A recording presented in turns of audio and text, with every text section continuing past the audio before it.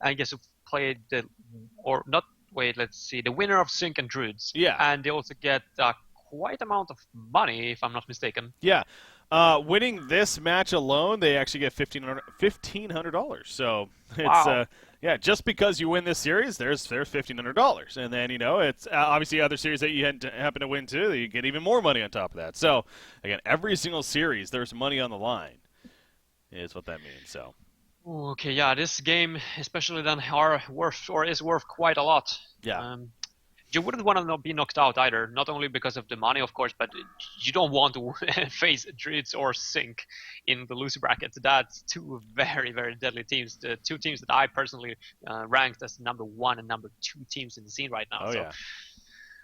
this game, they are going to bring their A game here, complexity and reason. And once again, we see the Midas first picked as always. Yep, that's every single game I believe that we sure enough have had a first pick Midas here in this series. So yeah, valued very highly amongst both of these teams. Something we don't see this time around is Dark Lady, not picked up this game here by Reason. And last game didn't work as well, and I think that's safe to say because complexity they formed again, albeit somewhat different from what we're used to seeing from them. It was a very aggressive, more of the earlier game into the mid-game victory lineup, and Ravener specifically carrying that, and worked out very well in the end. So they do have Midas, Swiftblade, Cthulhu Font, though, Magnus, Valkyrie, Andromeda on the side of Reason. So tri-lane potential is there. Yes, when you see Andromeda on the side of Reason, you know for a fact there is an offensive lineup coming. That's what they used in game number one and game number two. And it really feels like Reason throughout the series, they transitioned a little bit away from that offensive play style that went so damn well in the first two games to go for a little bit more of a hard carry style themselves. And that allowed Beaverbanger or Formless here to really get the farm back up in game number three and game number four. So I think that they are scared for that to happen once again, and they just want to bring up the pressure. Yeah. Oh, the fourth pick. Thinking about this one here. As far as what they want to go with, obviously Cthulhu Font they already have, so I not going to wouldn't be be that surprised one. to see Swiftblade carry this time. It's quite good versus the, or it's not that good, but it's good versus the offensive tri lane. Okay. So it could potentially be that. Cthulhu Font having their own force now as well, kind of preventing heroes like Parasite and Ophelia to man up versus you as well. So you get a very nice defensive suited tri lane going for them if they want to take this into the late game. Yeah. Back over to Reason. Maybe more of a solo heroes here. Yeah, Drunken Master fits that role and decent against Swiftblade, so Okay, assume that's Drunken why. Monster. Yeah, very good versus the Swiftblade. Question is, do they want to have him as a suicide and run the Valk into safe lane as a hard carry? We have seen Imba do that at times, but Yeah. it's a little bit So scary, or at least it feels that way to put so much pressure on a investments. Valkyrie. Yeah, Yeah. exactly. So much focus on your Valk. Even though you would have obviously Drunken Master to fall back on a little bit throughout the late game, it's still risky because you don't know how well he's going to be able to do in that suicide lane. But hey, her carry's crazy now because of that 7,000 ranged arrow she's got. I don't think that impacts the carry No, necessarily too not, much. not so much. Yeah, the Imba Boy has played a bit of Valkyrie though in that carry role. In fact, out of all the players, I think he's actually probably played it the most, honestly. So I would not be surprised if they do that and give the Drunken Master to Zane instead. Moraxis, though, going to be the final pick from Complexity here. You get I their like this middle one. presence. I like it. Not only does the Arcane Shield block, for example, the Drunken Master launch ability, you can Yeah. easily see the Andromeda Comet coming, and it also blocks the Valk Arrow. So Oh yeah. he's going to be very tough to kill in that mid lane. Yeah, that definitely is a strong pick, isn't it? So, in fact, I also look at that and think that maybe even ban worthy, but they were focused. They banned Ravener. Oh, makes sense. Moira and Oogie. Moira's a good ban too, definitely. So Oogie their final Usually, ban. usually Racing Gaming are the ones that pick up the Moraxis for themselves, so they might have forgotten about it a little bit. Hmm. Yeah, really, the Oogie would have been the one that you could say they maybe could have banned the Moraxis instead, but Oogie's also, of course, good in the hands of Complexity and specifically Formless. So this does mean, though, it is going to be that short lane carry Swiftblade, played by Formless. So mention that against Bad Monkey Gaming on Thursday. They did that for 3 games in a row, and they're 3 wins there. So They know what they're doing with this hero, yes. Mhm. Thunderbringer, come on! No. Is that really going to well, be? gets them some global presence, and we know that teams like that with the Flux. So Yeah, the Legion team lacks initiation throughout the early game until they get the pull key onto Meraxes and the Control Fan. So there's definitely a window of opportunity for the Thunderbringer to deal a lot of damage. yeah. I mean, it's going to be in a 1v1 matchup too, and you would think I guess him versus Midas might not be the friendliest, but him versus Moraxis he could do well. Okay. They actually, I didn't see that coming. You know, I always like, it's fun to talk about that, but you just never really expect it. But they actually win in a game like this as well. Yeah, this is it. This is the 5th and final game, exactly. Wow, we're going to see a Thunderbringer. All right. They're swapping their picks around. Okay, no. They just try to mindfuck complexity a little bit there. Valkyrie is going to be played by Imba Boy. Now the question is, do they actually want to man up to the tri-lane with Andromeda, Magnus, and Drunken Master, and just let Valk solo versus Midas in the in the safe lane? I don't know. I'm not a fan of the whole Magnus, Andromeda in the safe lane. I feel like those abilities or those heroes do much better in an offensive position. I'll say that honestly, I feel like we talk about that a lot, like how's the trial, but I really think it's just going to come down. They're just going to roam anyways. So no matter where they try to put them, they're just going to end up moving anyways and roaming around for kills. In fact, like trying to box out the Cthulhu Pawn in the jungle, things like that. So I think they may end up bottom with the Valkyrie, honestly, but yeah, expect that to happen. Is what I'll say. But I don't think that the Valk is going to be done. Or maybe, okay. Maybe even Swift or Drunken Master to be down here in the tri-lane. That's what I was thinking about first. And have Valk versus the Midas, because I don't think the Drunken Master would stand a chance versus the Midas in a 1 versus 1. Mm-hmm. I will say about Thunderbringer as well, one of the, when we every now and then kind of bring him up as like, this could be a potential. He's good against, the underleveled supports. The trial lanes where they have the dual support and underleveled, and so obviously he can burst them down even much quicker. The Legion side doesn't really have that, though. Obviously they got Rhapsody, but they're not running your traditional trialing by any means. They got the Cthulhu Fun Jungle instead, and they got more access. Midas himself inherently kind of tanky because he is that strength hero. Magic community with a spin from Swiftblade. I mean, so it really is kind of give and take here, I feel like, for the Thunderbringer pickup. It's not as strong as when you would expect to see it as I would here, but it's going to be fun to see nonetheless. Yeah. It's a high-risk pick, that's for sure. Especially in a game like this. Versus the Moraxis, I'm not sure how well he's going to fare. I would assume that Omi is going to win the matchup, but he got the Arcane Shield at the same time on Moraxis, so if he were to get 1 or 2 axes off onto Thunderbringer, he could just activate Arcane Shield and just rush straight onto him. There's no escape for Thunderbringer. If Thunderbringer does like the Chain Lightning, like the later parts of it, could he actually W that? Could he Arcane Shield that? I don't think so. I don't think so, yeah. But I think it's only the first, if you were to actually focus on Moraxis with it. Mm-hmm. I mean, that would make sense, yeah, definitely. But, God, if that is the case, that would be really ridiculous. So, but yeah, I doubt that to be the case. But yeah, I mean, obviously, if he expects a blast landing or something, bottom lane, they are going to collapse on a Midas. Nope. The arrow hit the creep, didn't it? Yep. Yeah. Even if it hit, though, I don't know if it would have mattered. I still feel like he would have lived. Probably wouldn't have been enough. That was a little bit, that was a little bit sloppy by Roshan. Tankafied wasn't really ready to follow up either. So, Aimboy felt forced to use the arrow before the common stun even hit. They're going to try it one more time, but I don't think it's going to be successful. There we go. This time, will they coordinate it better? They do, but it's still not enough. So, yeah, as we were saying, it's just not enough follow-up altogether. I mean, they staggered the stuns pretty much perfectly right there, so. Yeah, much better execution this time, but unfortunately not enough damage. Well, they can keep doing it, to be fair. They're just going to rinse and repeat. Yeah, but I mean, on the other side, they have a Rhapsody and a Cthulhu gaining farm or gaining momentum at other places, so yeah, they'll probably want to address that sooner than later. Unless they get a kill, this is honestly not going to work in the end, so it's definitely risky. And here we go with Andromeda already starting to move. So yeah, as I was talking, I just feel like they're just so good at that anyway, so try to go for the kill the bottom lane, starting to move. He's going to go for the Illusion Rune here. He'll pick that up at least, but I assume he's going to even head elsewhere. As, never mind, he's coming back bottom. So they are going to really try to prioritize this Midas here. Yeah, this is one of the reasons for why I didn't like to have Valka down here. I feel like he could have been at the top instead, because I feel like it was quite obvious that the Complexity Gaming were, going to take counter measurements towards this tri-lane and send Midas down here. And now they're kind of like stuck. They are Oh my diving God. big. They are really diving here. And they got the illusions. Look at him, though. He's going away from the tower, though. And now Oscar's in a bad spot. He's going to get bloodlusted. Yeah.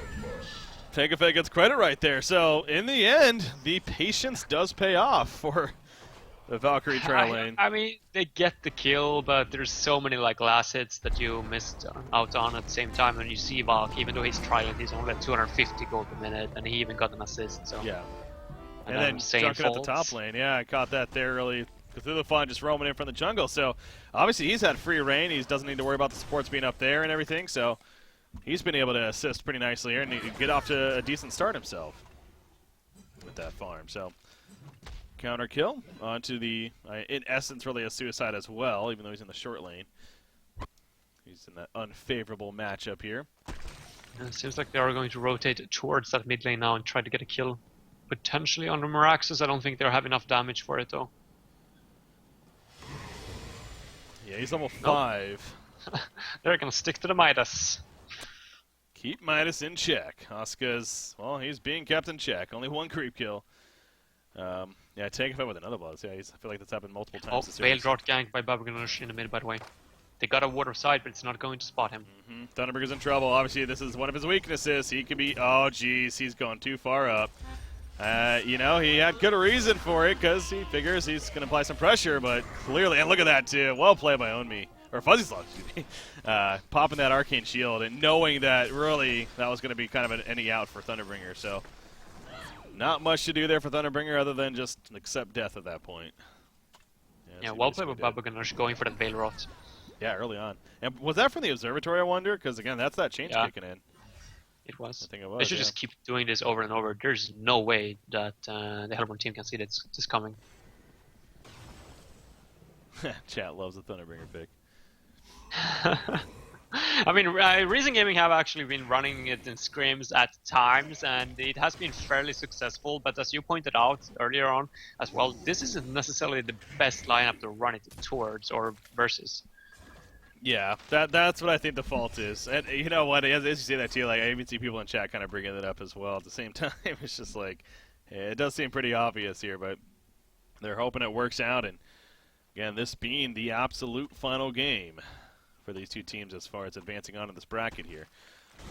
We saw the top lane, he got the roaming supports, roaming over, but good for them that they didn't keep going because they were actually going to get jumped themselves. And they fall back and end up going a completely different path as a result. Playing it very safe there. Now they are going to see Cthulhu Font. See one another, in fact. Going to say hello, basically. Oh, looks like Quincy has to take off here. It's taking a while, but it's in the end a stat list with the rest of the cast here. Yep, shout out to Quincy as always, doing a fabulous job. Of course. All right, top lane though, the supports are up here. Now they're setting up for more of a kill opportunity. Kitolofant level 5, so close by though. He's good. Okay. I feel like Legion team could have gone for a kill there. Ghost Marchers on to Swiftblade as well. I feel like if Kitolofant, you would have just gone for the stun on Andromeda, that would have been a kill. Yeah.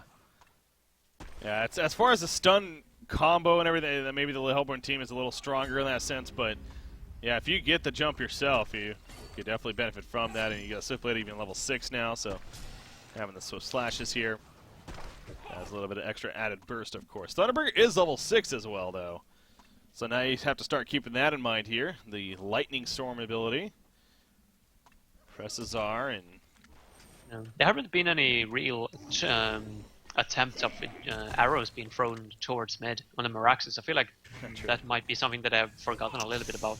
Isn't that bad, though, against Moraxis? Because you figure he would have enough time to react. Maybe. It depends on in what angle the arrow actually comes from. Yeah. It's not guaranteed him being able to react, but I feel like it's almost just like a little bit of a point of, is it really just worth it at that point? Probably not, so. Well, if he's in the position that he currently is, like to the right of the tower, I feel like it could potentially happen. If it happens, I mean, it is a kill. seeing as Thunderbringer is close by. Yep, nope, bottom lane, they're going to jump on a Midas right there. Jeez. Big burst, Invis Andromeda helping there. So good rune control and taking out Asuka. So Valkyrie, Imboboy yet again in another aggressive lane. Remember the first 2 games he actually played the Corrupted Disciple in the aggressive lane, and they both actually worked out pretty well in the end. Swiftblade spins as soon as he gets jumped by Drunken Master. They run away from one another. Yeah, unfortunately, Magnus is standing straight on top of a ward of sight here as well. Yeah, going to be spotted, so no chance for him to have a surprise gank coming out. But Swiftblade, I was going to say, I feel like the Legion team, though, some rotations possibly would make sense here in the near future. And sure enough, right there, Swiftblade ports bottom, and Midas is now top. So they will prioritize the farm on a Swiftblade further. Yeah, I think this is the right call. The main reason for why Reason drafted the way that they did, I think, was to shut down Farmless on his Swiftblade, and they have not succeeded with that. They shut down the Midas instead, which I guess is a good thing in itself. He desperately, or he needs a lot of levels early on, but yeah, they definitely need to do something about his Swiftblade. Aggro or Valkyrie is not going to outcarry the Swift. Oh, God, get through the font, man. He was so close to being spotted. But he happens to be hiding in the jungle camp right here, so he wasn't seen. But now Rhapsody, no, she's going to be fine. Swiftblade also running away. They spotted him. And they are going to be fine now. So, yeah, that's unfortunate for a reason that they weren't able to find the elephant there in the jungle, but happened to be in a pretty good spot. And avoided that Veiled Rock gank. Feel like we're seeing a lot of that early on in this game. Unlike the first 4 games, I don't think we saw a lot of Veiled Rock early on, at least. No, it was just like a few of them later on in the mid-game stage. But yeah, I'm personally a big fan of Veil Rot. I feel like it should be used way more, especially those or that gank attempt that we saw in start from Rhapsody picking it up in the Observatory and just going for that mid gank on the Thunderbringer. Because wards, there's no way to counter it. You're not going to have vision on at the Observatory this early on. So as long as you activate it at the Observatory, you're going to make it all the way towards mid without being spotted, hopefully. That is the goal, and you see Reason Gaming too, they eventually make their trial lane back to the bottom lane, as they, especially now noticing the rotation, so now it even maybe makes more sense, to be fair. Yeah, they want to shut down the Swiftblade, but at this point I feel like it's a little bit too late almost. I feel like they need to maybe even get more players down here. Or get the Drunken Master down here and you like have Valkyrie somewhere else. Everybody I feel like Drunken is so much better. Yeah. No, but like, I feel like they need to do something. I don't know. Midas is recovering at the top lane, and it's nice to get some action going on. Well, I thought Magnus was on his team. I thought Magnus was going to get hit by the arrow, but then I realized he was on Valkyrie's team. Yeah. All right. They're coming in. Tank Effect got a ward, yeah. Spotted, though. Yeah, not so much of a secret. Yeah, it's perhaps too late. I mean, you already had Skull Smash Ring, as you just said, and yeah, the Abyssal Skull is basically just about there. But also, taking advantage of that Thunderbringer ult, too, I feel like they haven't necessarily gone for yet. I mean, they kind of have, to be fair. They have been using the Veiled Rod, as we were just talking about. Speaking of that, there we go. Top lane, Midas goes down. And there we go with the Thunderbringer ultimate, assisting for the kill as well. So, right on cue there, and Zane would like that too, considering he's having a somewhat of a, not really struggling, I guess, but not the best start. He's recovering quite a bit. I think he was down to 220 gold per minute just before, or 1 minute ago, but now he's bumped up there to 280 thanks to that kill, so definitely helping his farm. And now he's got the free farm in the meantime, so, and again, Drunken, one of these heroes, as long as he's getting levels, he's really accomplishing quite a bit. Bottom lane, Swiftblade. Oh, but they're going to turn onto this Magnus. Swift Slashes, though. It only hit once. Pop the Steam Bath. He's going to be fine for the time being. Cthulhu Font not going to get there in time. And Valkyrie Prison will help them escape in the end. So, that Steam Bath. Very good use of it right there by Magnus. Indeed. This is the mid. Once again, we see Oscar this time being the one to go for the Veiled Rod gank. Yeah, not going to be able to, well, maybe going to be able to stop this actually. No, he takes the transmute. More access runs in. Cthulhu Font even collapses. Now here comes the Portents, but Magnus no mana. didn't have the mana. Yeah, if he had the mana, maybe a different story, but doesn't have it, so Thunderbringer's dead. And they fall back with these. That's a big gold investment from Reason Gaming as well. Landing those, I think it was 3 TPs into that mid tower. I don't know. Magnus and Andromeda are not having the kind of impact that they would have wanted. They need to focus a lot more on getting the farm and the levels at this point. It's obvious that they're not getting any kills on the Swiftblade bot lane, so they should just transition over to the forest and do exactly what Tankafat is doing right now, and Andromeda pull this wave. Top lane, Drunken Master double damage rune here. He's going back to farming now. In the meantime, Moraxis getting very close to a portal key. Also level 11 coming up for him. Wonder what we should expect to see on Thunderbringer, by the way. We haven't really talked about that yet. First off, Ghost Marchers first. What do you think about that on Thunderbringer? It's a personal preference by Own Me, but I don't know. I'm a little bit torn in between. The Ghost Marchers, it's alright. Usually it's the kind of item that you want to get if you're doing really, really good in the early game. You want to bring a lot of pressure to your opponents. Yeah. But in this game, especially, it feels like it's coming down to more of that team fight scenarios. So I would probably rather see the Steamboats. Yeah, and you know, his attack range too is obviously very weak. Only 350 attack range. So being able to benefit with those auto attacks, you know, not as likely either. Valkyrie bottom lane, he leaped. That's what they wanted. Cthulhu Font, though, just out of range to hit that stun. Gonna take a arrow himself, but they're not gonna turn that. No chance, especially with Play the Greaves as well. Yeah, he's way too tanky. Had the team support, had to hook him up. So. Oh, the courier! Oh, good. So close to the top lane. Oh yeah, almost got picked off. Delivering something there, but it was a few wards, I think, to Andromeda. That would have been bad. Well, yeah, and he just plays one ward of sight as well at the same time here behind the tower, so they're gonna spot Swiftblade coming in at least. It's gonna be deny range. It is. It's currently in deny range. Will it be denied? Do they want to commit to this? Zane. It's so close. So well played by Zane right there. A little too early from Formless at the same time, getting antsy with it. And eventually is killed by Zane. So that's a big big trade-off there.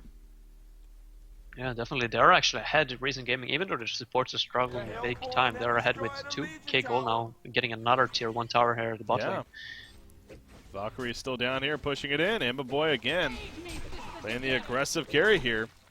I feel like he's almost a little bit too aggressive now, though. Yeah. Maybe want to swap things up and send him top, perhaps, or open up with the Drunken Master. Actually, bottom lane, he's now in a little bit of trouble. Meraxis jumps with that portal key. They're going to catch Magnus. Valkyrie will be fine, but they get 1 kill out of it at least. I don't see the reasoning for them being down there with no vision whatsoever and everyone more or less missing from the map from Legion's side. That was an unnecessary death on the Magnus, who was already struggling. So, Thunderbringer. Is Spell Shards a possibility? Yeah, it could be. If he got Arcana, yeah. I'm starting to think about if Hellfire would make sense, but seeing as Thunderbringer is like... So. Yeah, it could be. Spell Shards, it's been so long since I actually have seen that item. It's been like on Behemoth, it's a few cases. Yeah. But yeah, that's what I was getting at, though, because like with the Hellflower, it doesn't make sense on Thunderbringer, because for one, you know, unless you have a portal key especially, you know, the synergy doesn't really work there, where he would have to run in, you know, you're not looking for Thunderbringer to charge into fights by any means. 2 is that his attack range, as I just stated, is 350. It's very, very weak compared to most other range. So really wouldn't be able to benefit a whole lot in terms of the attack damage that it could help with, where like a Bubbles or a Wretched Hag, you know, things like that could. So, yeah, I with this being an Arcana, I really feel like that's like the logic, if anything, why this is going to turn into a Spell Shards. Very likely, yes. Here. I could have seen the Sacrificial Stone as a first item otherwise, but yeah. Spell Shards, I'm sure it will work out. But they need to add some pressure onto the Legion side if they go for that kind of item at the same time. I also think Spell Sender could actually be a decent item in this game. Somewhat tankier target, so that's true. Be a bad option here. Not an item we ever really see in competitive scene at all, but hell, even in normal games, to be fair. But maybe this is one of those opportunities. Yeah. Mid-wars, sometimes you see it, but... Oh, wait, Moraxis, actually. Team disband. True. There is that. Speaking of Moraxis, he's being impatient down here. Yeah, I mean, Valkyrie, she just continues to still get good farm. And Drunken Master's able to get good farm at the top lane, so I mean, they're committing to this, and honestly, it's working out. Their GPMs are both actually looking pretty strong. Even Thunderbringer's up there at around 340. Rhapsody runs into Andromeda. Thunderbringer using his ultimate right there, helping Scout, but also do some damage. Rhapsody gets found. Andromeda will go down in response, though, so the 1-for-1 support there. But there's a Bounty on Andromeda. Tagafet just picked up a Bounty. Yeah. Well, that's big then. And he's going to lose it straight away. That's horrible news. That's like the worst feeling in the world if you're the support. Did he actually buy that himself? He probably did, didn't he? Yeah. Yeah. Roxas is stuck, by the way, on the side, but... Okay. He's good. I mean, the Hellrun team had a worse sight, watching him the entire time as well. But, yeah. So luckily for him, no follow-up. Yeah. Good news there for the Legion side. It is Spell Shards, by the way. Thunderbringer does go that. Also, level 2 ultimate now. Lightning Storm, 335 magic damage. And you got the Spell Shards effect on top of that, remember? So Magma's going to use Eruption over here at the Trisect Ancients. He desperately needs farm. He needs levels and a pull key, but so far he seems to be lacking of both. Portal key on what you got here. Playing the Cthulhu font. Same time as, Marax's got one as well, yeah. So they could potentially get a kill here in the mid. Oh, do you know what happened? Chain Lightning just hit the Maraxus, wasn't able, yeah. Yeah, good use there. Again, Thunderbringer 2, that's another point. His lightning, what is it, Blast of Lightning got changed. Not recently, I guess. But anyways, point is, he can now use it on himself even. Also, on top of that, gets a minor boost of speed and whatnot. But using it on himself is kind of beneficial, too, because to counter-ward. It's a decent counter-warding tool that can be used throughout the game as well. So it's most certainly a nice little benefit there. I'm sure we'll see used at least a couple of times, possibly, throughout the game. That's top lane. Yeah, he's trying to add a lot of pressure here. Oh, Moraxis finds Magnus, though. Follow-up through the front. Do they have any kind of dust? They do. Down goes Magnus. Swift Slash in the meantime out to the side. It cuts to Andromeda. Gets a crit right there at the end. And they end up with a double tap. Now, Zane did push the top tower. Top secondary, with that said. During it. Only down at the bot lane, by the way. He's getting turned on. Thunderbringer, wow. Asuka's able to turn that right there. And now he's on the run. Thunderbringer, by the way, still had his ultimate up there. And now Valkyrie is looking to chase down Midas. Thunderbringer's up in 35 seconds. Unless, perfect timing there. How much life does Midas have? Man, buyback and ulti, Thunderbringer, do it. Do it! I think that would be a kill with Spell Shards. Yeah, definitely. Yeah, but no, he's not going to risk it. All right. Is he going to resurrect in time? I think it's the right call in the end. If it would have been 2 kills, then I could have definitely seen it happening, but 1 kill, nah. See, now this is going to be, if he uses it still, well, he's just about to resurrect it, that would be interesting to see if he tries to get it, but no, he doesn't, okay. He holds off. Yeah.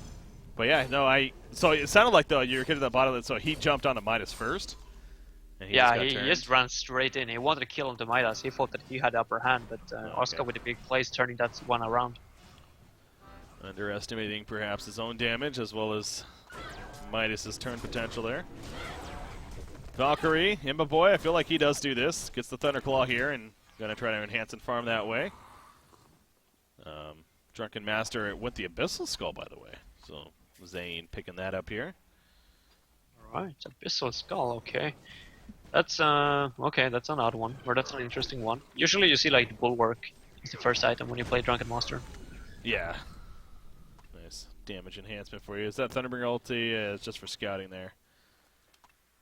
So getting an idea of what's up. Again, that's that global presence kicking in. Gonna let them know that they were heading towards the top lane. Magnus knows that. He's gonna hide into the trees. And wait to see. Are they going to dive? Do they have any dust? No, they don't.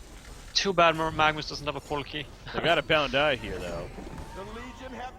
And they do easily take the tower. So yeah, Magnus, as you point out, I mean, no portal key or anything like that, so not much he could have done right there. Should have set up with the team. Instead, as a team, Complexity will now keep the push going top lane. And I wonder if they're going to keep it going all the way to the tower. I mean, I guess why not? They feel like their team fight's pretty strong. Yeah, the mid tower though, it's going to fall unless Meraxis is able to get this kill onto Valk. Or the port. Ooh. Nice attempt at least. Yeah. They will port away from the top lane. Swift played. He's also going to get the hell out of there. So they do deny the middle tower. Well played. Bottom lane, Drunken Master also forced to fall back. Swift play ports in. Swift play's going for the Frostburn here. Yeah, I want to say in those games against PMG, that's exactly what he did here. The Abyssal Skull, the Frostburn. Again, just going more of the hard carry route on the Swift Blade.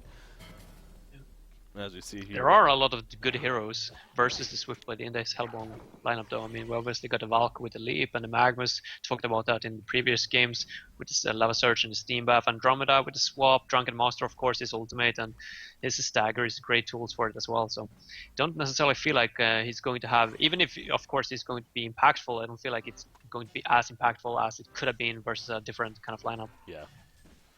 Ooh, Thunderbringer. Man, if he went to poke in on that creep wave right there, he very likely would have died. But he decides to fall back, and that was a good decision on his part. Probably that Ward of Sight giving him some information to fall back all the way. Franzislav is in a very, very offensive position, and there we go. Ultimate just for scouting purposes. Sees them there, so team knows, you know, where they can play here and everything. What did Drunken just buy? Wow, full Shrunken, okay. Wait, the Drunken is what, a full Shrunken head? Yeah, he's farming very well. Wow, he's recovered well. Almost 400 gold per minute. He's like almost overtaking Swiftblade even at this point. Yeah, no, he's done great. Again, he was prioritizing farm at the top lane for the longest time. And that's paying off here as far as what he's able to get with that Shrunken head. There's the Portakey finally on Magnus with that said, so Nier able to pick that up now. Yeah, hopefully he can get level 11 in the near future here as well. Top lane, Valkyrie, she leaps away before anyone catches her there. Swiftblade just picked up a broadsword, by the way. That indicates that he's going for the Shroud. Yeah. I'm not... Yeah. I don't like that. No? I don't feel like Shroud on Swiftblade should be core. I feel like it's situational. I guess you got a Bounty, but and there are two relatively weak supports, but I don't see him getting any solo kills on a Magnus. It would be the Andromeda in that case. Potentially even the Thunderbringer, but he's going for a tablet, so he should be able to survive those solo ganks as well. I would rather see him transition into this or build towards something that aims more towards the late game. Yeah, I'm trying to recall on the series against BMG, running that Shoreline Swiftblade all 3 games and the wins, that I think he did go this build too with the Assassin and everything. Now he's going to get the spin off just before. That's big because the Eruption comes out, as you see right there. He's able to stun though as Cthulhu jumps in, but the Swift Slashes gets the kill on a Magnus. Drunken Master, he's going to be fine. No, the Protective Melody comes out, gets pushed out of it, but Swiftblade's able to stand his ground now. They got the kill on a Magnus. That will be it though. Jeez. A little surprised that was all. Thunderbringer does have his ultimate, but not going to be enough for a kill, so. Unfortunately, a little bit of miscommunication. I feel like if Magnus either used his Lava Surge or Drunken Master just waited a little bit for the Eruption to go off before, they would have easily gotten that kill with the help of Thunderbringer ultimate. Now he got the spin off before the Eruption actually hit, so they're going to get a return kill on the Magnus. We just got his pull key, by the way, so that was a nice timing or a nice opportunity for Hellbound team to get a pick off. Look at Thunderbringer, by the way. He's still chilling here at the bottom lane. I mean, he doesn't have, or TP's on cooldown more, so that's 9 seconds. So Morax is got, they don't know he's here, but he's just nearby. But Thunderbringer's still not able to port yet, and Andromeda gets caught there.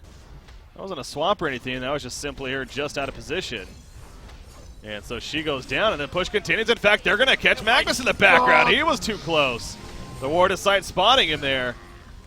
Back-to-back kills. You figure he would have learned the lesson from Andromeda. What are they doing? If they're not going to defend the tower, which was quite obvious that they weren't, then why would they even be in that position? They should just do something else. Farm mid, I don't know. Do what Imbaboy and Sane is doing at this point. Counter push. No need for the supports to be there at all. Yeah. I don't know, it's been a long series, 6 hours, so you could expect, you know, a little bit of mistakes here. But and whatnot, but there's another jump swap from Andromeda. She is going to fall, but they are diving pretty deep. Cut through the font, gets hit by an arrow. There's the stun on a Swiftblade. Through it, the big Thunder Lightning, Thunderstorm, whatever, from Thunderbringer. Gets the kill on a Swiftblade, and now Morax is being chased down about half life. Throws out a stomp. I don't think he's getting away, though. No, he's not. Midas, different story. She is going to be fine. Oh! Get him. No. Holy crap! Yeah, he used the blast lightning to miss to spot him. But man, he TP'd out just in time, so he gets away. But a hold from Reason right here, and now they're going into the Congo pit. Yeah, they got kills on all like the 3 most important heroes from Complexity Gaming. What was that about? That dive? Just as we were talking about Recent Gaming making a little bit of mistakes, Complexity Gaming just dives way too deep, and they get punished big time. That was really close for them actually getting the Midas as well. That was nice. I didn't think of that, but Funbringer, yeah, it actually gives clear vision. Yeah. Not only for wards, but actually like for juking and stuff That's like true. that. Yeah, no, I didn't even think about that either until we saw that right there. And look at this. He does go Spell Sunder. I love it. Spell Shards and a Spell Sunder. 2 items we never see on the competitive scene, let alone a real game. Or just, well, not a real game, but TMM scene. And TMM is what the real stuff happens. TMM is the real game. No, but we see both of them here on one hero on Thunderbringer. But again, if there is going to be a hero that does this, it's Thunderbringer, right? Like, that's what he's all about, is amping up that magic damage as much as possible. So it's fun seeing it here. But yeah, it's somewhat of a tankier team on the Legion side, so good to see. Yeah. There's not too many BKB users from the Legion side. I don't think that a single one of them are more or less looking to pick up their BKB as their core. So Thunderbringer magic damage, yeah, it's going to deal tons and tons of damage throughout the entire game. Certainly is. Assassin Shroud finished in the meantime on Swiftblade. So he does have that now. I know you're saying you're not a huge fan of it here, but he does have it at least. Progression towards another item going to be coming out eventually. You see the ulti for Thunderbringer again. It's some good damage, man. All those guys were at full life and took out a good chunk of it. Yeah, and he's not even level 16 yet, so it's gonna continue to go up.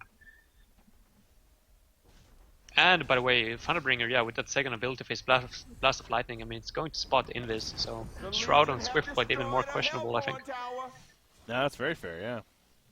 Top tower goes down, though. That is the last outer tower in favor of the Legion side. You see an arrow going to be coming up from Valkyrie. Will it hit? No. Goes right on through. Just scouting out, though, with it, perhaps. We'll say Drunken Master getting a lot of farm. Not often we see him with a lot of farm, honestly. So we're going to see what Zane's able to do with some great farm on a hero like Drunken Master, who, again, is really good against the Swiftblade. We saw the last fight, in fact. Jumped him with all the physical presence. Yeah. I mean, usually you see like Drunken Master only coming to the point where he picks up those defensive items like Bulwark, Abyssal Skull, BKB, but yeah, if he really hits that late game mark and picks up those damage items, I feel like this hero is going to be crazy strong. Like Shieldbreaker, for example, might be an option. It's not something that we usually see nowadays. It's usually the Savage Mace that you prefer over that, but it goes very well with the Bulwark and his abilities in general. Yeah, no, getting that amp damage for the abilities, if anything. I know when it comes to, right clicks on the hero, it's kind of like the Monkey King idea where you're not necessarily looking to right click a whole lot, but it's the skills themselves are that physical damage presence. So I think that's where Shieldbreaker actually is pretty decent. Like I said, amplifies the damage of all those skills, really, as well as his auto attack. So that's something to think about. We'll see what Zane ends up with here. Reason, by the way, recovered the Bounty in that last team fight. So it's traded owners twice now, and once again we see Recent Gaming, or more or less, is getting complete map control with it. I feel like Complexity should be looking to pick one up as well. They got 700 gold on Rhapsody. I don't see a reason for why. They shouldn't wait until Andromeda drops it once again for them. Or the Magnus in this case. Also interested about the Astrolabe on Rhapsody. I mean, obviously it's a good item to have, but that's a good chunk of gold spent towards what could have been a Portal Key. And Portal Key tends to be a pretty good item on her, as Insania has shown, and a lot of other Rhapsody players in general. I mean, top lane. Allows you to position very well. Top lane, Moraxis, he got hit by the arrow. He didn't pop his Arcane Shield in time, and now he's going to fall because of it. Yep, he popped it at the last second, but by then it was way too late, of course. So, nice arrow from Imba Boy, apparently. Yeah, well played by him. Instant reactions on his part. And it's tricky, it's really tricky to catch the arrow, or to spot the arrow coming, especially with this avatar. Yeah. Kind of sneaky. That's one of the reasons for why you want like a difficult or a different Valk avatar, so that your opponents are necessarily not used to seeing that kind of animation flying towards you. Ooh, nice port from Midas right there. Actually able to Portal Key and get away. But as you were saying as well with Astro, I completely agree with you. I feel like that's a complete waste at this point. It would have been good if he gotten it at like the 20-minute mark, but now 32 minutes into the game, and they're not necessarily looking or shaping up to make or make any team fights happen in the near future. So that Polky is definitely such a much better transition into the late game. 2,200 more gold saved up on Formless here playing the Swift Blade, so we'll see what he prioritizes next. Going to kind of blanking on what he tended to do in the other series, so just have to wait and see what he goes for. I mean, is there anything that's jumping out to you? I'm sorry, which hero did you say again? Swift Blade. Swift Blade, I don't know. Seeing as he already went for the Assassin's Shroud, it already breaks my kind of play style, but let's see. Maybe splitting up the Frostburn, I guess, wouldn't be bad. Yeah, it wouldn't be too shabby, but Frostwolf Skull in this game, I don't know at the same time. I think that maybe just finish it up. Is there anything that the Geometer's Bane would disjoint? Not necessarily. Not a whole lot, I think it's just going to go versus like a Wing Bow or something like that. Okay. Oh, that's a great ulti right there for Thunderbringer. It's Scotland coming in. This is what's going to happen. Rhapsody gets caught. She goes down right away. And you see the arrow is going to miss everyone, but that's all because of Thunderbringer. I mean, without that could have been completely different in favor of complexity even. So, happened to be great timing on his part that everyone's missing on the map. Press R, see where they are. That's what they're doing it for, so. Very efficient, yes. Kind of works like the Flux. We've seen Flux like rising in popularity throughout the last month or so. Maybe Thunderbringer is one of the options that teams should try to look into. Yeah. Oh, Andromeda. It's definitely paying off. Oh. Going a little too far right there. It actually runs into Swiftblade. Swiftblade could press R and get a kill here, but it would make him pretty vulnerable, so I get why he's not. Yeah, it's just not worth the risk to take out a lonely Andromeda. Not so much lonely. Had that backup, so. Haste Room, by the way, on Valk at the top lane. He's looking for the Midas. Maybe it's opposite. Yeah, I was going to say, Marcel Midas looking for him. Moraxis is coming up, so actually, if he keeps going especially, he's dead here. Moraxis jumps in, there we go. So. Wow, that jump was quite amazing in a way because they had no vision on him. They were ballsy enough to jump. If you would have gone the other way or something, if you wouldn't have continued towards that creep wave, that Quickstun would have missed. Well, I mean, wouldn't have been able to get the kill. I think that's the thing, though. It's like you might as well try it because it'd be a great jump, or it just misses and life moves on, right? So. But they had a Health Flower. I feel like, I mean, they could have waited for him a little bit, just moved towards the right. Maybe he was going for those Ice Ogres, that pull camp, to farm that. Or they could have just waited a few seconds for him to go for the next pull camp, but clearly paid off, so big plays by Fuzzy. Definitely. Swift play, we got an answer here as far as what he's going next, at least. Genjuro, he just upgrades the Assassin Trent to full, so. Okay. Has that gold invested there now. And gonna push this top tower. I do like what you said, that the biggest thing for me, why I understand why maybe the Assassin Trent was a little funky, was because of the Thunderbringer. The fact that he's using Blast Lightning so much, I mean the ultimate as well for that matter. The Assassin's Trap doesn't seem like it's going to be as escape-worthy as... Oh, that was big right there! Moraxis, he thought he portal keyed. Magnus comes in. It's a little too far, though. There's a swap on a Swift Blade. He went for the spin TP.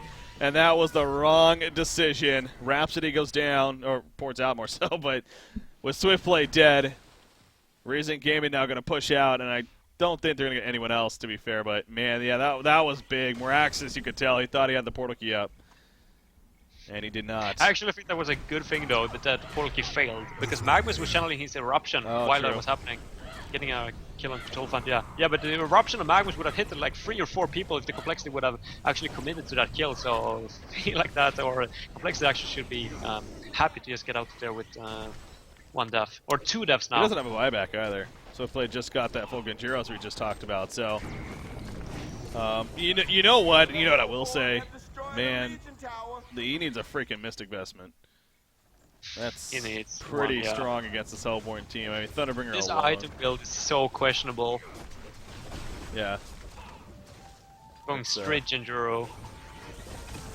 He's going to be dead for another 8 seconds here. It's possibly going to be a tower kill. Cthulhu's also not buying back. He could.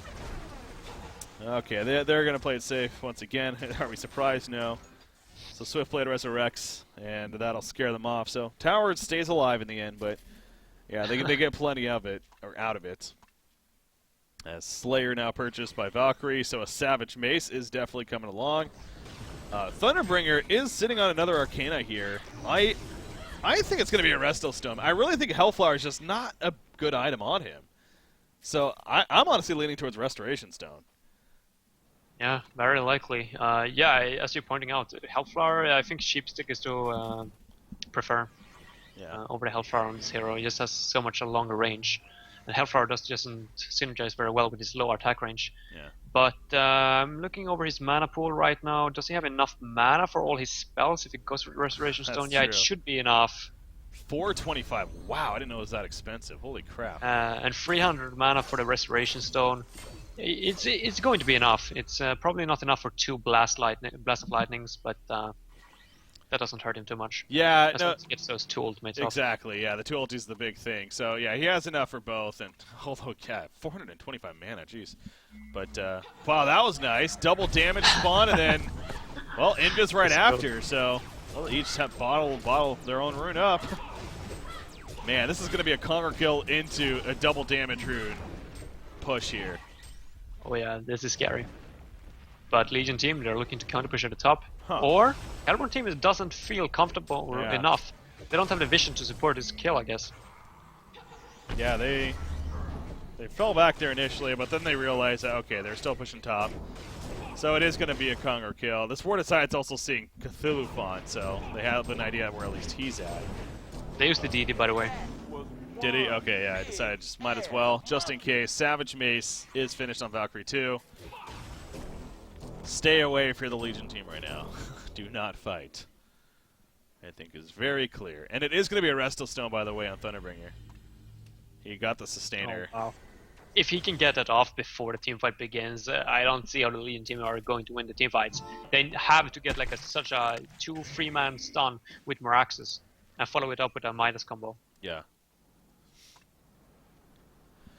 Yeah, Swift played 400 gold per minute, but he is not up versus the easiest of opponents. There's a lot of heroes that counters him.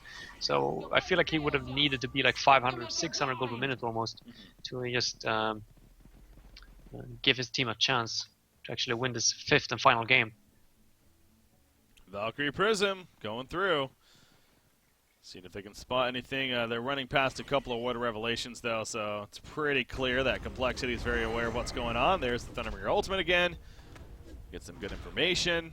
But, again, he has a second one. So, you know, if you're the Legion team, you maybe think, okay, well, at least it's on cooldown now. Let's maybe try to go for something. All of a sudden, second one hits. But it's not like a Tempest Ultimate or anything like that by any means. Oh, I just remember as well, like when we saw now Astro is picked up here on Rhapsody and he got she got a Vestment as well. But there was a lot of a lot of times back in the days when Thunderbringer was still a popular pick that you just got the Restorations done. He just insta killed support of the enemy team over and over. Oh yeah. As soon as you got the ultimate up, The or possibilities Restorations there, done up. definitely, yeah. Especially with the Spell Shards build that he went on the Spell Sunder, so yeah, I'm pretty sure she would die in 2 ultis, no doubt. But with the Mystic Vestments, it helps, and I think she would stay alive. But she would be very low in life still, to be fair. So, man, yeah, I wonder if you could argue that a Null Stone here, but yeah, you can't do that on Swiftblade though at this point, right? It's just too. You need damage. Like they are not going to have anything to any physical damage at this point. I don't know what to get though. If everyone gets an Null Stone, then that could be cool. That could be cool. Yeah, that was something that I used to troll around with my friends back in the beta when nobody really knew how how the game worked. Yeah. Everyone just got a Null Stone, especially versus the Sandref, and like he was just using his ultimate. He was like, "Hey guys, my ultimate is broken. I can't do anything." Bug report. Yeah, that's funny. Haste Rune picked up on Valkyrie. Emma Boy, though, I mean, another 2,700 gold saved up, so he's been doing fantastic, continuing to do so. Obviously, Zane's been doing the same thing, though. Full Demonic Breastplate now finished, so he got the enhanced damage from that, as well as even tanking himself up quite a bit. Swiftblade, I really wonder what he's going for next, so yeah, again, it really feels like, though, what is it, 6,200 gold that he kind of spent here in Genjiro, 6,300 even. That's just, I don't know. I don't know if it's really doing him a whole lot in the end, so. He's trying to make work with it, though. There's a Stronger Dead on Moraxis. They do have that, at least. I didn't want him. There's a jump from Moraxis on a Valkyrie, actually. They're going to burst her down, or trying to. They will be successful, but Token Alive bringing it right back up. Midas, he gets away barely at the same time. Restostone was used by Thunderbreaker, so he already double ultied, and Midas does go down there. In the end, they chase her down. Swiftfoot wasn't able to do anything in that fight. The double ultimate from Thunderbringer came out, and he was just like, okay, I'm going to go back to base straight away. I got to heal, guys. I'm almost dead. He can use the Blade Frenzy for the disjoint, or to prevent all the magic damage from happening, but he still wants to use that for when he actually enters the fight, I guess. Yeah, I got to check out that replay then, because, well, maybe not. 1 second.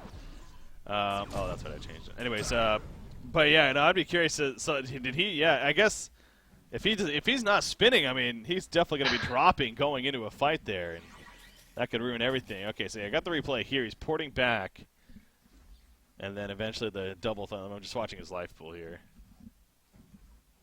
Okay, where's the jump? Jump's coming any second. There's the jump. Here comes double Thunderbringer ulti. Yeah, there's one, there's two. Yeah, he's at 500 life. He went from full to 500 by the time the fight started. And it's like, okay, well, what do you want me to do? Yeah, that's... It went for, yeah, like, if you were going for that kind of jump with Miraxis, it might be a good idea now to actually run in with the Swift Blade Genjuro first and, like, get to that Swift Slashes or Blade Frenzy point where, so that the ultimate from Thunderbringer is just going to have no effect on you. Because as long as you're in the Swift Slashes or using the Blade Frenzy, of course, that's going to be ineffective. Yeah, no, I think that, and you know what? He buys a Blessed Orb. I think that's going to be a Nullstone. I really do, just because of the Thunderbringer factor, and he's realizing that is annoying. But I agree. I don't think it's a good pickup in the end, though. I don't like that they're going, or this game especially, like they are heading towards that late game. I feel like they need to go for some kind of offensive playstyle, some kind of defensive or offensive items to get damage. Because this Drunken Master especially, not only is the Valkyrie above 500 gold per minute, it's still a possibility to burst her down, which we saw in the previous team fights, or in previous team fight. But Drunken Master, like, how are you ever going to beat him? It's oh my god. First, I want to clarify. I mean, obviously that doesn't mean it's not 100% going to be null. I understand it could be a split up of a Frosted Skull or Geometry's Bane or whatever, but yeah, it's just something's telling me. Being him and everything and Formless here, it's bound. It could possibly. Anyways, the damage chart. Look at the damage chart. This is just hilarious. I guess if there's a hero that's going to do this, it's Thunderbringer, right? 54% hero damage done. I've never seen that before, especially this later on in the game. But again, if there's one hero that's going to do it, it's a Restoration Stone Thunderbringer. That is fun times.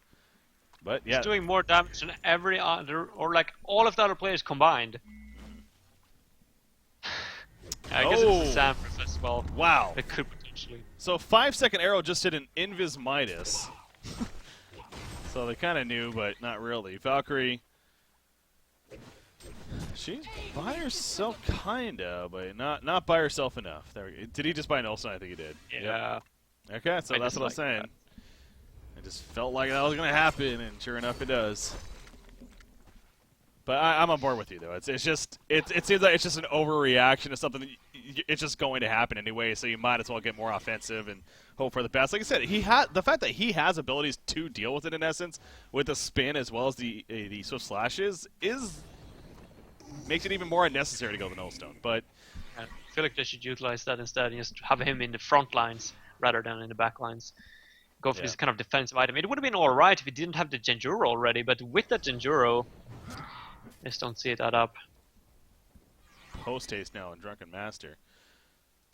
So he's able to have some nice map control here. Valkyrie, a wing bow. Air farm's getting ridiculous. Do they have a token? No, they do not. So Reason, I guess I wouldn't be surprised. We'll wait for another Congo kill here. And see what happens. Why not? Yep. These games today, I mean, even though they have been amazing, they have also been a little bit frustrating from a spectator's point of view because of this passivity. Well, I will say at least for the game that we were kind of, the game 3 there with the Madman and whatnot, and that game, it made a little more sense as to why I think we were reacting the way we were, because a Madman, a Monkey King, I mean, they were both starting to get a lot of farm, and those are very scary heroes in the late game. with the farm. As scary as the Dark that is, you could argue that even a Madman toe-to-toe, we're talking about that, it's arguably better. So and it got close there at the end because of it. This game, however, I do feel like they are just so far ahead, and their lineup screams a lot more of we're going to out-carry you no matter what kind of deal. So I will say that, but yes, it is still a little frustrating, but hey, they want to secure it, they want to win it and make sure and do everything that they can. Yep. They are going to once again try to counter-push this Hellborn team. Yeah. So there's like this back and forth kind of mind tricks all the time going on between those two teams. Rift shards, by the way, picked up on Drunken Monster. Oh, jeez. Yep, now he's got a lot of the physical right-click presence here. On top of his abilities, doing plenty of work too. So just level 1 so far, but at the time that level 4 Rift Shard hits, then he's going to hurt. Mm-hmm. And are you really comfortable going up versus that if you're a Legion? I mean, they spotted the Rift Shards on the Drunken Monster now when he was farming at the bot lane as well. I would have desperately tried to go for some kind of Veil Rot gank. I just don't think this is going to work out if they keep it or keep this up. Just look at that, man. Like, what do you do? Look at Rhapsody having to heal up and deal with that right there. So, but the Mystic Vestments are ultimately keeping him alive. That's the good news coming out. But the damage charts, 55% still. Ridiculous to see that from Thunderbringer. So, Staff of the Master, though, for Thunderbringer, that's going to be coming too. And so let's just... how much does that increase it to? It doesn't actually say on there. I want to say it's even like around 600 or so. Increases damage from 460 to 570. Does it say? No, yeah, it actually says. Oh, there we go. Yeah, on that one. Okay, 570. Okay. So 110 plus on each of the targets. Not too shabby. The spell shards in effect and whatnot. Congo just respawned, by the way. Ooh, you saw like Genjiro Swiftplay kind of running in, but falls back, thinks twice about going into a blind spot there. And as you mentioned, though, Congo respawns. But they need a bound eye if they're trying to take this kind of if they want to take these kind of kills or this kind of team fight, like break into Congo. That's such an important team fight. That's like win or lose the game. So an investment of 700 gold just to secure yourself some vision wouldn't be a bad idea. Yeah. Team fight.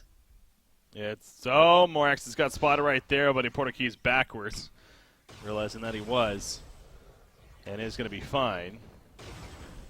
Is that a Thunderbringer ultimate again? No, that was just some duking going on. It just shows as well the complexity is so afraid of this Hellborn team. I mean, when you have your tank, you have your entire team behind you, and your tank is in the front, he encounters an opponent, and he blinks backwards. That's usually not what you see. Yeah, exactly. When a Meraxis is backing out of a fight with his entire team behind you. Well, they're moving around, they're kind of up and down as a team. You can't really blame them, but complexity, just every so often they have to deal with that right there. You can blame them a little bit. I think it's alright. Okay, that's fair. Yeah, should be going for kills here, damn it. Of course, they don't have the same vision or information as us, but yeah. At least a bound eye, please. I just love that item. That's a good item. Here it is. I think there's a good reason as to why you are so adamant about it, because map control is arguably one of the strongest things you can accomplish in the game. Midas, he's found, and he's dead. That was it all coming together. Free Congo kill for recent gaming. Portal Key Drunken Master, by the way, helping with that. Oh, he bought back there, looking to fight. Yeah. Well, it's giving up Congo especially. It's might as well concede at that point probably. So look at that though. Like Midas falling, buying back. They desperately want to take this Congo fight, but still, like they don't have the vision nor the counter wards. Like there's not a single word of sight here that's actually like providing them vision over the Congo pit. Mm-hmm. I just feel like they are prioritizing the wrong things right now. Yeah, Baba Ganoush just having some struggles this game, and for whatever reason, not connecting there. Demonic Breastplate on Cthulhu Font will help, no doubt. And the Saxona Midas, they've had that for a while. That's, of course, and they got the Abyssal Skull. So even when it comes to auras, they definitely are taking care of that, which is good to see. Something like a Barrier Idol could be... I don't even know if that would be useful at this point, at least anyways. It's like, who would you get it on, and is it really worth all that investment there to get a Barrier Idol? But Kongor, double damage Valkyrie, that's convenient yet again. Very convenient. Then a Rift Shards, Drunken Master level 4 soon. He got the money for it, but he does not want to make the same mistake as they made in game number 2 when they were ahead. And then dropped 2 racks suddenly because of the no buyback scenario. Yeah. So 52.5 minutes in right here. Reason Gaming now, as you would think, again, having the token, everything lining up. Seems like that this is going to equate into a aggressive base push here. Whether Hopefully. they do it or not is up to them. And at least they are on the same side of the map here. So that is good. You got that. Oh yeah, that was the bananas too, huh? Yeah, taking a lot of time though, and they're split up. Some of them are in the front lines, while Magnus is trying to clear the creeps in the background. That arrow. I feel like they should wait for the creeps. Oh jeez. Valkyrie doesn't want to wait. Leaping in as well. He just leaps in.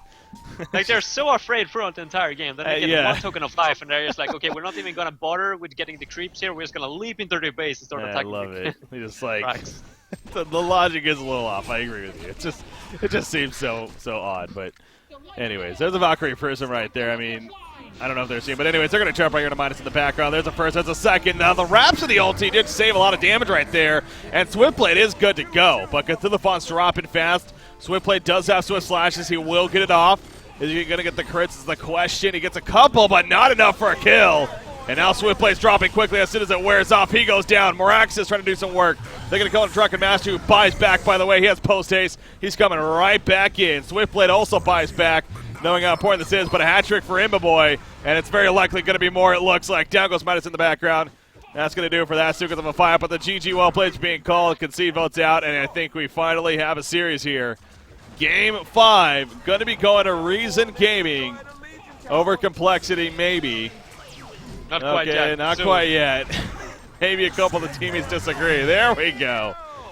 It is official. So Game 5 will go to Reason, and that means they are advancing on to the winner bracket finals to play the winner of the Druid Sync Series, which takes place tomorrow in their best of 5. So, whew, had to grind that one out. But Reason Gaming does win in the end. It certainly did, but in the end, I think we can state that that was a good series overall. Yeah, no, absolutely. It was a great series. There is no doubting that.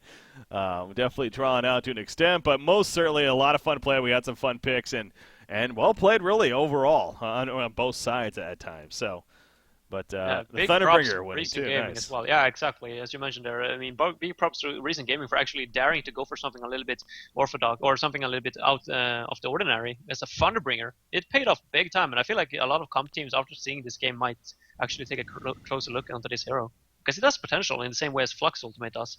Just scout out everyone in the enemy team. Mm-hmm. Yeah, exactly. I think that's the biggest thing, and then that really showed that game as far as having the ability to just constantly scout out. It's, I think, 100 seconds at level 3.